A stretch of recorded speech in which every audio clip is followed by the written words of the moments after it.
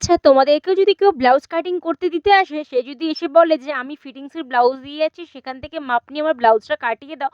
তো সেটা কিভাবে কাটিং করবে বুঝতে পারছো না? তাহলে দেখে নাও আজকের আমার এই ভিডিওটা। আজকে আমি তোমাদেরকে পুরোনো ব্লাউজ থেকে কিভাবে বডির মাপ নিতে পারবে সেটা সম্পূর্ণ দেখিয়ে দেব। কিভাবে ছাতির মাপ, পুটের মাপ, কোমরের মাপ সমস্ত মাপ নিতে হয়। তো সমস্তটা আজকের ভিডিওতে দেখিয়ে দেব। তো চলো আজকের ভিডিওটা শুরু করা যাক। তো তোমরা যদি নতুন দেখে দেখো আমার এই ভিডিওটা অবশ্যই কিন্তু এক্ষুনি পেজটি ফলো করে রেখো। এবং যারা YouTube থেকে দেখছো অবশ্যই কিন্তু সাবস্ক্রাইব করে রেখো।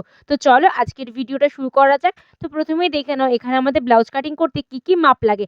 ঝুল, কোমর, ছাতি, পুট, বগল মোহরা, হাতা, মুহুরি, গলা, পিঠ এবং পয়েন্ট। এই মাপগুলো কিন্তু একটা ব্লাউজ কাটিং করার সময় আমাদের মাপ নিতে হয়। তো এই মাপগুলো কিভাবে একটা পুরনো ব্লাউজ থেকে নেব সেটাই তোমাদেরকে দেখিয়ে দেব আজকে। তো অনেক সময় এমন হয় অনেক কাস্টমার এসে বলে যে, "আমি একটা পুরনো ব্লাউজ দিয়ে যাচ্ছি, এইটা আমার গায়ে একদম ফিটিংস, তোমরা এখান থেকে মাপটা নিয়ে নাও।" তো তখনই কিন্তু আমরা অনেকেই সমস্যায় পড়ে যাই। তো তার জন্য আজকের ভিডিওটা।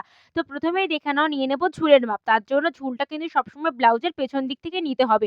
তো প্রথমে ভালো করে ব্লাউজটা কিন্তু পেতে নিয়েছি। আর তোমরা যদি প্রথমে চাইলে একটা ইস্ত্রিও কিন্তু করে নিতে পারো। তো প্রথমে ব্যাক পার্টটা নিয়ে নিতে হবে ভালো করে পেতে। তারপরে কিন্তু ওপরে পুট থেকে নিচে ফিতেটা নিয়ে রাখবো। তো দেখতে পেলে আমার এখানে প্রথমে ছিল কত 13.5, তারপর নিচের দিকে জাস্ট হালকা করে একটু টানবো। টানলে যতটা মাপ হবে সেটাই হবে আমাদের ঝুল। মানে নিচের দিকে হালকা হাতে একটু টেনে নেব। তাহলে এখানে আমার দেখতে পেলে 14 হয়ে গেল, তো ঝুল হবে 14। এরপর নিচে এখানে কোমরের মাপটা নিয়ে নিতে হবে। তো কোমরটা ভালো করে এখানে আমি কিন্তু ধরে নিয়েছি। দুপাট করা আছে। এরপর এখানে দেখতে পেলে আমার এখানে কত কোমর হচ্ছে? আমার এখানে কোমর হচ্ছে 15.5। তো 15.5 কে যদি আমি ডবল করি তাহলে আমার এখানে কত হবে? 31 ইঞ্চি।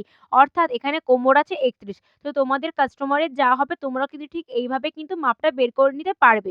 তো তাহলে আমার এখানে কোমর এবং ঝুলের মাপটা আমি নিয়ে নিলাম। এরপর বের করাবো ছাতির মাপ। তো ছাতির মাপটা বের করানোর জন্য ভালো করে প্রথমে ব্লাউজটা সমান করে নিলাম। এরপর সোজা দিক থেকে এটাকে মিডল পোরশন করে নেব। মানে মিডল থেকে প্রথমে আমি ভাঁজ করে নেব পুরো ব্লাউজটাকে ভালো করে। দেখতে পাচ্ছ ঠিক এরকম। আমি যেভাবে করছি তোমরা কিন্তু ঠিক এইভাবেই করে নেবে। আর আমার ভিডিও তোমাদের ভালো লাগলে লাইক, কমেন্ট এবং শেয়ার করবে এবং তোমরা প্রশ্ন করে জানাতে পারো তোমরা কি টপিকের উপর ভিডিও দেখতে চাও বা কি কাটিং শিখতে চাও। আমি কিন্তু সেই ধরনের ভিডিও বানিয়ে দেখিয়ে দেব। তো দেখে নাও ব্লাউজটা ভালো করে আমি এখানে ৪ পার্ট করে নিয়েছি। কাপড়টা কিন্তু আমার ৪ পার্ট আছে। দেখতে পেলে প্রথমে ভালো করে ২ পার্ট করার পর মিডল থেকে ভাঁজ করে নিয়েছি। এরপর মিডলে যে পোরশনটা সেখান থেকে বগলের পর্যন্ত আমি অংশটা কিন্তু প্রথমে ধরে নেব। তাহলে দেখতে পেলে এখানে আমার কত আছে ৮.৫। তো ৮.৫ এখানে কাপড়টা যেহেতু ৪ ভাঁজ করা আছে তাহলে ৮.৫ কে ৪ দিয়ে গুণ করলে হবে ৩৪ ইঞ্চি। অর্থাৎ ছাতিটা আমার বেরিয়ে গেল ৩৪। তোমরাও কিন্তু ঠিক এইভাবে তোমাদের কাস্টমারের ব্লাউজকেও কিন্তু ভাগ করে নেবে। তো এখানে কিন্তু শুধুমাত্র আমি কাস্টমারের বডি মাপ নেওয়া দেখাচ্ছি। এরপর তোমরা যখন ব্লাউজ কাটিং করবে তখন কিন্তু তোমরা অবশ্যই এক্সট্রাটা নিয়ে নেবে। তো এখানে আমি শুধুমাত্রই কিন্তু মাপটা দেখাচ্ছি কিভাবে তোমরা বের করাতে পারবে একটা ব্লাউজ থেকে। তারপরে দেখে নাও এখানে পুটটা কি করে নিচ্ছি। তো পুটটা নেওয়ার জন্য এখানে জাস্ট ব্লাউজটা আমি ভালো করে মানে খুব টান করেও পাতিনি এবং খুব লুজ করেও পাতিনি। নরমাল ভাবে রেখেছি। রাখার পর একটা কাঁধ থেকে আরেকটা কাঁধের যতটা মাপ সেটা কিন্তু নিয়ে নিলাম। তাহলে হয়ে গেল পুট। এরপর নিতে হবে বগল মোহরার মাপ। তো বগল মোহরার জন্য ওপরে পুট থেকে এরকমভাবে ফিতেটাকে ধরবো। ধরে ভালো করে ব্লাউজটা পেতে নেবার পর ঠিক ফিতেটাকে ঘুরিয়ে বগল মোহরা পর্যন্ত মানে যতটা আমার এখানে ব্লাউজের বগলটা আছে ততটা কিন্তু ভালো করে ধরে মেপে দেখে নেব কত হচ্ছে। কোনো কাপড় কিন্তু টানা হিচড়া করবে না।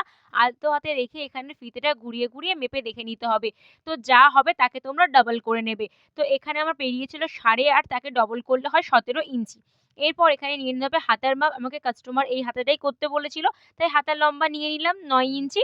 এরপর এখানে নিতে হবে মুহুরির মাপ। তো মুহুরির মাপটা নেওয়ার জন্য হাতার একদম শেষ প্রান্তে চলে আসবো। আসার পর এখানেও কিন্তু মাপটা এভাবে ঠিক ধরে নেব। তো যত হবে তাকে তোমরা ডাবল করে নেবে। তাহলে কিন্তু এখানে হাতার মুহুরিটা বেরিয়ে যাবে। তো এইভাবে তোমরা কিন্তু সমস্ত মাপগুলো খুবই সহজে একটা পুরনো ব্লাউজ থেকে নিয়ে নিতে পারবে।